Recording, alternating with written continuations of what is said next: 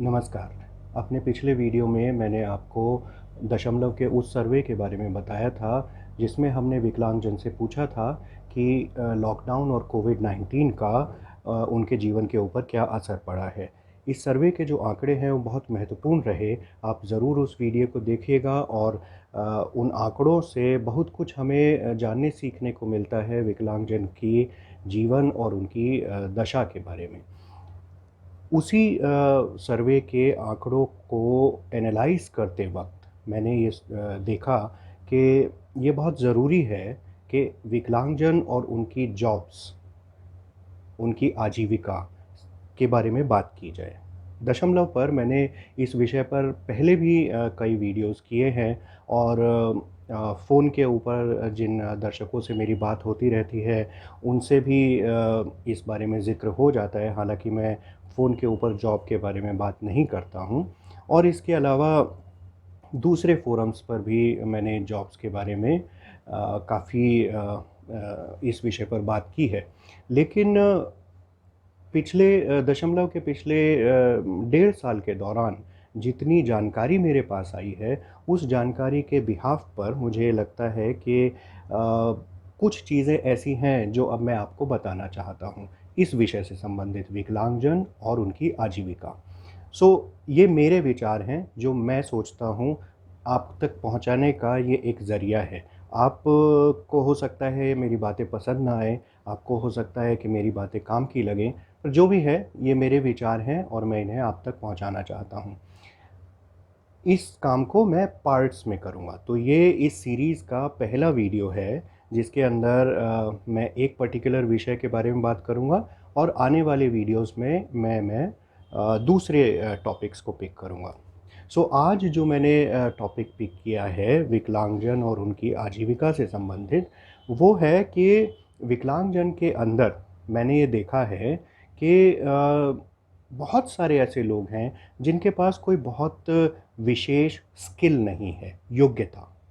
अब मैंने ये देखा कि बहुत सारे लोगों के मैं संपर्क में आता हूँ विकलांगजन, वो पढ़े लिखे हैं, उनके पास डिग्रियाँ हैं, ग्रेजुएट हैं, पोस्ट ग्रेजुएट हैं, डॉक्टरेट्स, इतनी बड़ी डिग्री जिन लोगों के पास हैं उनसे भी मैं मिला हूँ। पर ये जो पूरा विकलांगजन का जो एक कम्युनिटी है, इसके अंदर मैंने ये देखा है कि स्किल्स की कमी है। डिग्रियाँ हो सकती हैं लोगों के पास, लेकिन स्किल्स की कमी है। मैं क्या कहना चाह रहा हूँ, इसको मैं आपको एक उदाहरण से बताता हूँ।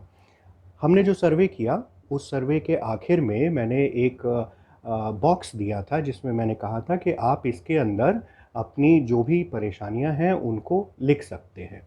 बाकी सारे सवाल थे जिसमें आपको सिर्फ़ टिक करना था और लेकिन अगर आप कुछ लिख कर बताना चाहते हैं, तो उसके लिए मैंने अलग से बॉक्स दिया था। 2089 लोगों ने हमारे सर्वे में हिस्सा लिया था और उनमें से लगभग 1300 लोगों ने उस बॉक्स के अंदर कमेंट्स लिखी। अब वो जो कमेंट्स थी, वो सारी कमेंट्स मैंने पढ़ी हैं और उनके अंदर एक चीज़ जो सामने आई, वो मैं आपको बताना चाहता हूँ। कृपया इसे बहुत ध्यान से सुनिएगा। आपने सर्वे में पार्टिसिपेट किया हो तो भी और नहीं किया हो तो भी। ये चीज़ सामने आई कि उन 1300 कमेंट्स में से कम नहीं तो 800, 900 मे बी 1000 कमेंट्स ऐसी थी, जिनमें कोई मीनिंग नहीं था। कोई मीनिंग नहीं था। उसमें समझ में ही नहीं आता कि आप जिसने वो कमेंट लिखी है वो कहना क्या चाहता है। तो मुझे लगा कि शायद ये जो कमेंट्स मेरे सामने आ रही हैं जिनका कोई मीनिंग नहीं निकलता, उन कमेंट्स को शायद ऐसे लोगों ने लिखा है जो कि पढ़े-लिखे नहीं हैं। हमारे सर्वे में 1% कुछ ऐसा ऐसे लोगों का भी था, विकलांगजन का, जिन्होंने लिखा था कि वो अनएजुकेटेड है, अशिक्षित है। तो मुझे लगा कि शायद उन्हीं लोगों के कमेंट्स हैं जो वो ठीक से नहीं लिख पाए और मैं नहीं समझ पा रहा हूँ। तो मैंने कंप्यूटर पर मैं एनालिसिस कर रहा था डेटा का, तो मैंने कंप्यूटर पर कमांड दी कि मुझे ऐसी कमेंट्स दिखाई जाएँ जो ग्रेजुएट या उससे ज़्यादा शिक्षित विकलांगजन ने लिखी हों। कंप्यूटर ने मुझे दिखाई और अनफॉर्च्यूनेटली 800 से ज़्यादा कमेंट्स ऐसी थी जो कि मैं नहीं समझ पाया और वो ग्रेजुएट या उससे ज़्यादा डिग्रीधारी लोगों ने लिखी थी। मेरे मन में कई सवाल पैदा हुए इस चीज़ को लेकर। एक तो ये कि हम शिक्षित होना किस चीज़ को कहते हैं? क्या हम बीए पास हो गए या हम एमए पास हो गए तो क्या हम शिक्षित कहने लगे अपने आप को? एक ज़माना होता था जबकि स्नातक होना, ग्रेजुएट होना एक बहुत बड़ी बात मानी जाती थी। अगर कोई व्यक्ति अपने गुरुकुल से, ये मैं बहुत पुराने समय की बात कर रहा हूँ, सदियों पहले की, अपने गुरुकुल से स्नातक की उपाधि लेकर अगर लौटता था तो उसको विद्वान माना जाता था। उसका एक पद होता था सिर्फ़ इसलिए क्योंकि वो स्नातक है। क्योंकि उस समय स्नातक होना कोई केवल एक उपाधि या डिग्री नहीं थी, बल्कि योग्यता से संबंधित एक चीज़ थी। व्यक्ति वास्तव में योग्यता अर्जित करता था। लेकिन आज क्या हो रहा है? आज ये हो रहा है कि ग्रेजुएट, पोस्ट ग्रेजुएट, यहाँ तक कि डॉक्टरेट, मैंने कंप्यूटर से ये भी कहा कि आप ऐसे लोगों को अलग कीजिए जिनके पास डॉक्टरेट की डिग्री है और उनकी कमेंट्स मुझे दिखाइए। वहाँ भी मुझे समस्याएँ दिखी। तो हमारे जो डिग्रीधारी नौजवान हैं, विकलांगजन हैं, वो 2 वाक्य ठीक से नहीं लिख पा रहे हैं। सो आप मुझे ये बताइए कि अगर उनको नौकरी कोई देगा तो क्यों देगा? देखिए, सरकारी तंत्र की बात मैं नहीं करता हूँ, सरकारी नौकरी के प्रति जो मेरा नज़रिया है, वो आप में से बहुत सारे दर्शक ऑलरेडी जानते हैं, क्योंकि पुराने कुछ वीडियोज़ में मैंने उसके बारे में बात की है। और सरकारी नौकरी के बारे में मैं आने वाले, इसी श्रृंखला के आने वाले किसी वीडियो में फिर से बात करूँगा। लेकिन सरकारी नौकरी शायद आपको मिल जाएगी, उसका वहाँ पर लोगों को चुनने का, उनको जॉब देने का जो तरीका होता है बिल्कुल अलग होता है। लेकिन सरकार सबको नौकरी नहीं दे सकती, आप इस चीज़ को दिमाग में बिठाकर रखिए। सबको नौकरी नहीं मिलेगी सरकारी। तो आखिर को ज़्यादातर लोगों को अपनी जो आजीविका है या तो वो प्राइवेट सेक्टर से निकालनी है या वो खुद का काम करके निकालनी है, और दोनों ही चीज़ों में आपको योग्यता की आवश्यकता होती है। सरकारी नौकरी में शायद, मैं इसके बारे में कोई टिप्पणी नहीं कर रहा हूँ, लेकिन हो सकता है सरकारी नौकरी में हो सकता है कि केवल आपके पास डिग्री है तो इसलिए आपको नौकरी मिल गई। आपने 4 कंपटीशन की किताबों के ऊपर रट्टा लगाया, आपने एग्ज़ाम क्लियर किया और आपको नौकरी मिल गई। लेकिन जो मार्केट है, जो प्राइवेट सेक्टर है, वहाँ पर योग्यता ज़रूरी होती है। वहाँ पर केवल ये देखा जाता है कि आपको आता क्या है। सो जो ग्रेजुएट 2 वाक्य ठीक से नहीं लिख सकते हैं, उनको वास्तव में बहुत मुश्किल आने वाली है नौकरी हासिल करने में, कम से कम प्राइवेट सेक्टर में तो ज़रूर। तो और वो दिक्कत आती भी है। आप सब जानते हैं, आप में से ज़्यादातर लोग यही कमेंट करते हैं कि प्राइवेट सेक्टर हमको नौकरी नहीं देता। मैं मानता हूँ कि प्राइवेट सेक्टर की अपनी समस्याएँ हैं। विकलांगजन की आजीविका को की अगर हम बात करें और उनको ये आजीविका जो नहीं मिल रही है या इस समय उनकी आजीविका की जो दशा है, उसमें मैं कहूँगा कि 50% हिस्सा अगर 50% दोष अगर समाज का है, तो 50% दोष विकलांगजन का भी है। आप ये मत सोचिए कि हमें विकलांगता हो गई तो हमारा अधिकार हो गया है किसी चीज़ पर, ऐसा नहीं होता। केवल आप लोग बेरोज़गार नहीं हैं, और लोग भी, और नौजवान भी बेरोज़गार घूम रहे हैं जिनको कोई विकलांगता नहीं है, नौकरी की ज़रूरत उनको भी है। तो ये तो एक प्रतियोगी ज़माना है, जनसंख्या इतनी ज़्यादा है और प्रतियोगिता का समय है कि भाई ठीक है, आप बेहतर जानते हैं तो आपको काम मिल जाएगा, कोई व्यक्ति अगर आपसे ज़्यादा बेहतर है तो उसको काम मिल जाएगा। वहाँ पर ये नहीं देखा जाएगा कि आपको विकलांगता है या नहीं है, योग्यता क्या है। मैं इसमें ये ज़रूर फिर से ऐड कर दूँ कि समाज का भी दोष है कि विकलांगजन को वो बराबर नहीं मान पा रहा है, और उनकी तरफ से भी दोष है। लेकिन जब तक हम अपने दोष को ख़त्म नहीं कर देते, तब तक हम दूसरे के ऊपर क्या उँगली उठाएँ? तो ये जो योग्यता की कमी दिखती है मुझे, ये बहुत ही चिंताजनक है और इसके बारे में आप लोगों को भी चिंता करनी चाहिए। मैंने जितने लोगों से आज तक बात की है, सैकड़ों में भी हज़ारों लोगों से बात की है, मैंने ये पाया कि विकलांगजन, समझिए कि जो लोग 20 वर्ष से ज़्यादा उम्र के हैं, वो अपने मन के अंदर एक चीज़ बैठाकर चलते हैं, सरकारी नौकरी और कॉम्पिटिटिव एग्ज़ाम। तो वो एक के बाद एक के बाद एक के बाद एक के बाद एक के बाद एक एग्ज़ाम्स देते ही चले जाते हैं। अब इसमें कोई बुराई नहीं है, अगर आपको सरकारी नौकरी में इतना ही मोह है तो आप ज़रूर कीजिए, और एग्ज़ाम के बाद एक और एग्ज़ाम, उसके बाद एक और एग्ज़ाम, जब तक आप सफल ना हो जाएँ तब तक आप एग्ज़ाम देते रहिए।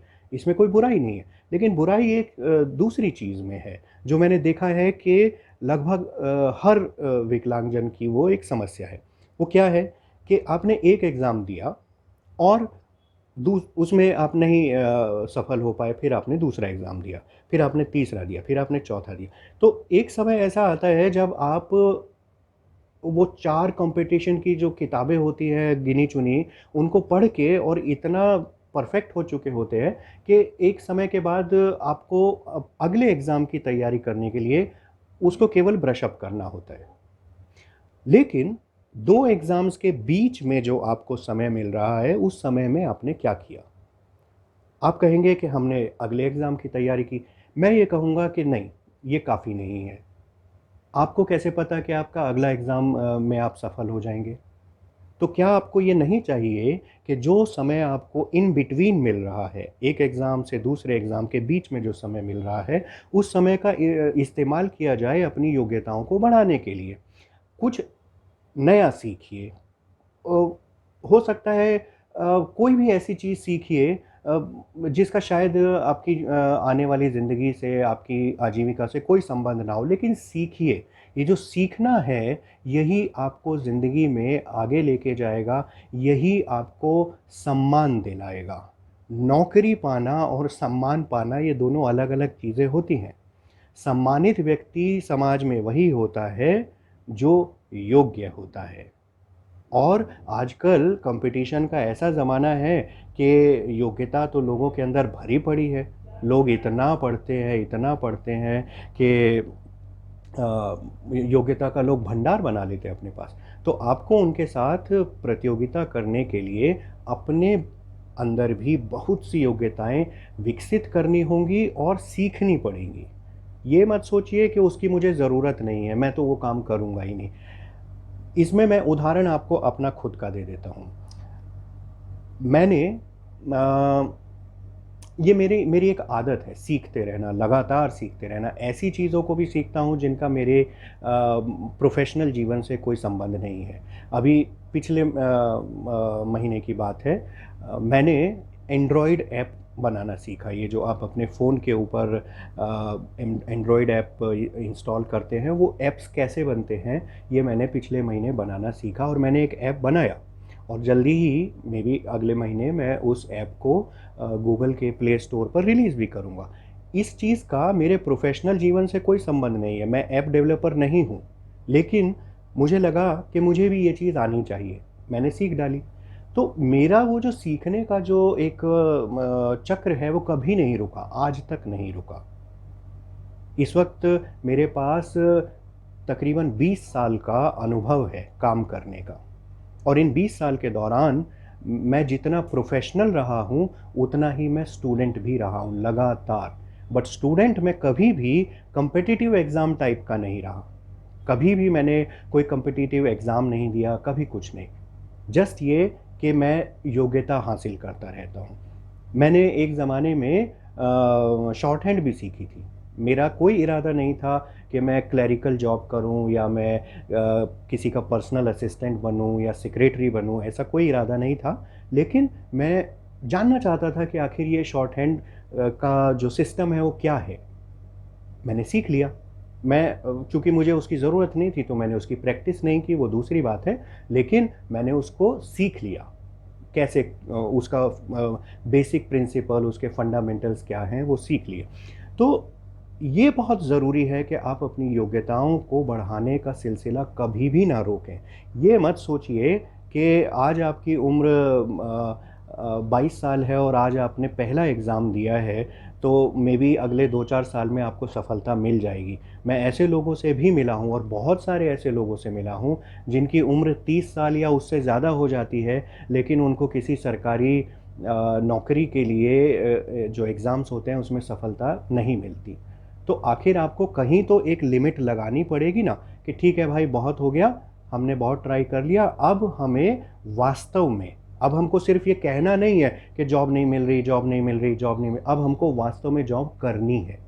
लेकिन जॉब आप करेंगे कैसे? तभी करेंगे जब आपके पास जॉब करने के लिए कोई योग्यता होगी। तो अपनी योग्यता की सीमा को बढ़ाइए। भाषा पर ध्यान दीजिए। मैं बार-बार कहता रहता हूँ अपने वीडियोज़ में। मैंने शुरुआत ही इस वीडियो की इस चीज़ के साथ की थी कि लोग 2 सेंटेंस नहीं लिख पा रहे हैं ठीक से। स्नातक होने के बावजूद, ग्रेजुएट होने के बावजूद, अगर आप 2 सेंटेंस नहीं लिख सकते हैं, तो आपको पुनर्विचार करने की आवश्यकता है कि आपकी शैक्षिक योग्यता वास्तव में क्या है। तो अपनी भाषा के ऊपर ध्यान दीजिए, लगातार कुछ ना कुछ सीखते रहिए। ये ज़माना जो है कंप्यूटर का है, कंप्यूटर पर ज़रूर ध्यान दीजिए, जितना संभव हो सीख लीजिए। आपके आसपास ज़रूर कोई छोटी-मोटी दुकान होगी, अलग-अलग फ़ीस के आपको इंस्टीट्यूट मिल जाएँगे। जितना जैसा आपके लिए संभव हो, बाहर जाके संभव हो, घर में रहते हुए संभव हो, सीख लीजिए, सीख लीजिए। इसके अलावा कोई दूसरा रास्ता नहीं है। तो आज मैं आपसे इस वीडियो में सिर्फ़ इतना ही कहना चाहता हूँ। आने वाले जो वीडियोज़ होंगे, उसमें मैं विकलांगजन और उनकी आजीविका के बारे में, ये जो पूरा एक बड़ा विषय है, इसे छोटे-छोटे हिस्सों में बाँट के और इसके जो आयाम हैं उनके बारे में बात करूँगा। मैं आप लोगों से भी ये चाहूँगा कि आप अपने अनुभव कमेंट्स के ज़रिए मुझे बताएँ, और मैं प्लीज़ हाथ जोड़ के कह रहा हूँ कि थोड़ा-सा ढंग से लिख कर बताएँ। मेरे पास जब इस तरह की कमेंट्स आती हैं, क्या कहूँ किस तरह की, मतलब अच्छा नहीं लगता। मतलब लगता है कि मैं क्या करूँ इन लोगों के लिए? तो प्लीज़ थोड़ा-सा ठीक से लिखिए, अपनी भाषा को सभ्य रखिए, गालियाँ मत दीजिए, सभ्यता सीखिए, सक्षम बनना सीखिए, अपनी बात को सलीके से सामने रखना सीखिए। कमेंट लिखिए, मुझे बताइए कि जो इस वीडियो में मैंने बात कही है, उसके बारे में आपका क्या विचार है? आपने पर्सनली कौन-कौन सी चीज़ें अपनी ज़िंदगी के दौरान लगातार सीखी हैं? मुझे बताइए। मैं इन सारी चीज़ों का ज़िक्र आने वाले वीडियोज़ में करना चाहता हूँ। मैं ऐसे लोगों को भी जानता हूँ जिन्होंने वास्तव में अपनी तमाम विकलांगता के बावजूद बहुत कुछ सीखा है और आखिर में उन्होंने सफलता पाई है। अभी मैं अगले वीडियो से आपको उदाहरण भी देने लगूँगा। लेकिन मैं चाहता हूँ कि ये जो चीज़ें हैं, ये कुछ लोगों तक सीमित ना रहें, बल्कि ये एक नॉर्मल बात बन जाए कि कोई भी विकलांग व्यक्ति अपने आप को निर्भर, बेचारा, असहाय, जिसके पास कोई चारा नहीं है, कोई सॉल्यूशन नहीं है, ऐसे बन के ना रहे, बल्कि थोड़ा-सा जागें, अपने भीतर थोड़ी ऊर्जा लाएँ, थोड़ी पॉज़िटिविटी लाएँ और सीखें, नई योग्यताएँ हासिल करें। तो यकीनन जो फ्यूचर है वो डेफ़िनिटली बेहतर होगा। सो अगले वीडियो में फिर मिलते हैं। नमस्कार।